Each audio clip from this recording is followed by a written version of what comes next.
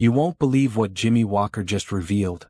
After nearly 50 years, he's finally breaking his silence about his rocky relationship with Esther Rolle, and it changes everything you thought you knew.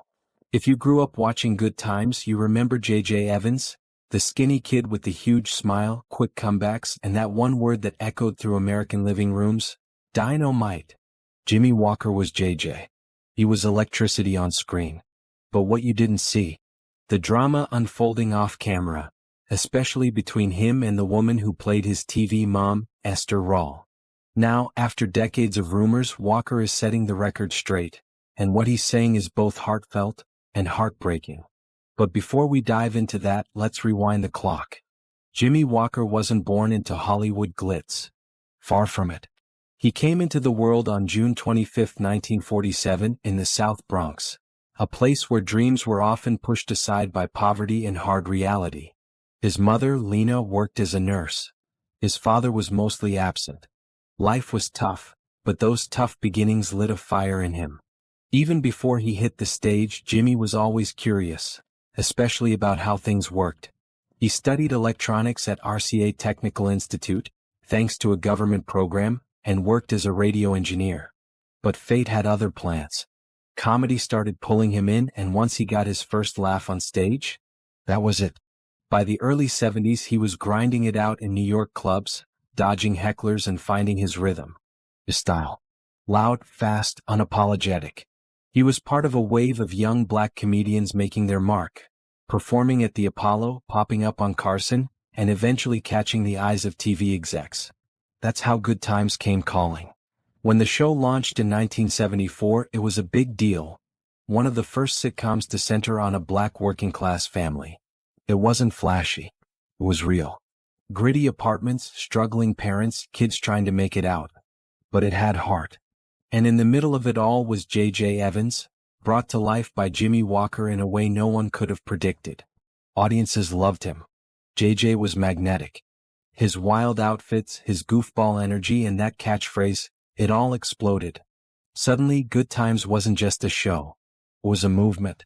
Jimmie Walker went from unknown to national superstar almost overnight. But that rise came at a price. You see, not everyone on set was thrilled. And no one was more vocal about it than Esther Rolle, who played Florida Evans, JJ's tough, loving mother. Esther wasn't just acting for laughs. She saw Good Times as a rare chance to portray a strong, dignified black family in prime time.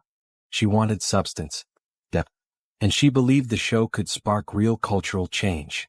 But with JJ becoming the breakout star, and his character getting more and more ridiculous, Esther felt like the show was losing its soul.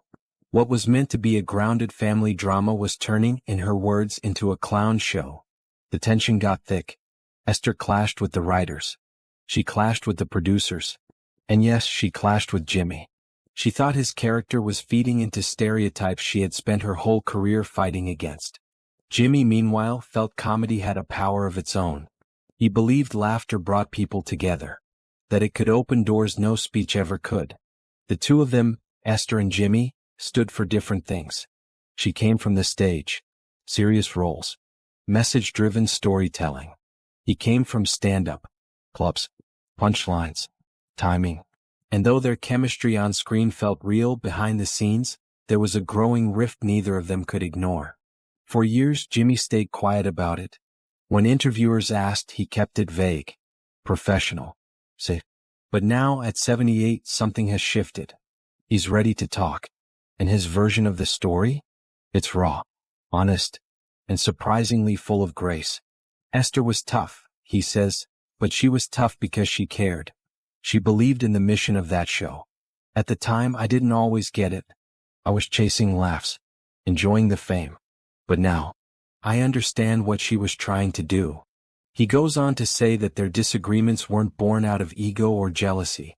They were two artists pulling in opposite directions, each believing their way was the best way to serve the show.